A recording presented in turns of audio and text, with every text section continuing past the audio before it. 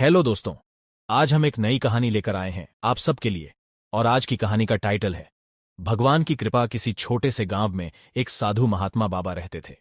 वे बहुत समझदार और दयालु थे और उनके पास लोग अपनी समस्याओं और दुखों को साझा करने आते थे। बाबा ने उन्हें हमेशा साहस और उत्साह दिया और उनकी सहायता की। इस छोटे से गांव में उनके चरणों में भगवान की भक्ति की धुन हमेशा बजती रहती थी। एक दिन एक गरीब लड़का रामू उस गांव में आया।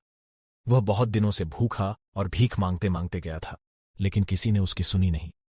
उसके पास कोई घर नहीं था और वह रात को भटकते भटकते जंगल में सो जाता। एक दिन उसने भीख के रूप में भगवान के मंदिर में जाकर भिखारी की भूमिका निभाई। भगवान के मंदिर में जाकर रामू ने भगवान से प्रार्थना की, हे भगवान, मेरे पास कुछ नहीं है, मैं भूखा हूं और नाक पानी में बह रही है, कृपया मेरी मदद करें। भगवान ने रामू की प्रार्थना सुनी और एक सुंदर गुब्बारा उसके सामने रख दिया। रामू ने गुब्बारे को उठाया और देखा कि उसके अंदर से पैसे झड़ रहे थे। वह खुशी और आश्चर्य से भर गया।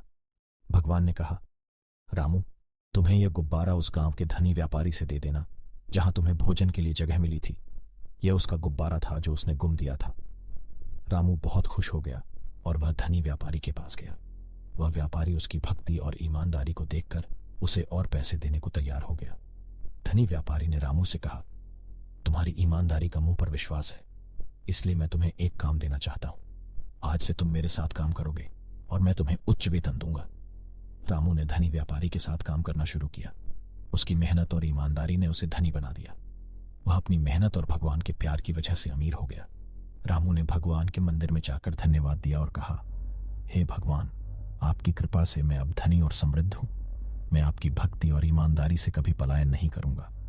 इस कहानी से हमें यह सबक मिलता है कि भगवान सबके भले की चिंता करते हैं और जो भगवान की भक्ति करते हैं और ईमानदारी से मेहनत करते हैं उन्हें उनकी कृपा सदैव मिलती है। हमें कभी भी निराश नहीं होना चाहिए और हमेशा ईमानदारी से और मेहनत के साथ काम करना चाहिए, क्योंकि भगवान हमेशा हमारे साथ हैं और हमें कभी भी अकेला नहीं छोड़ते।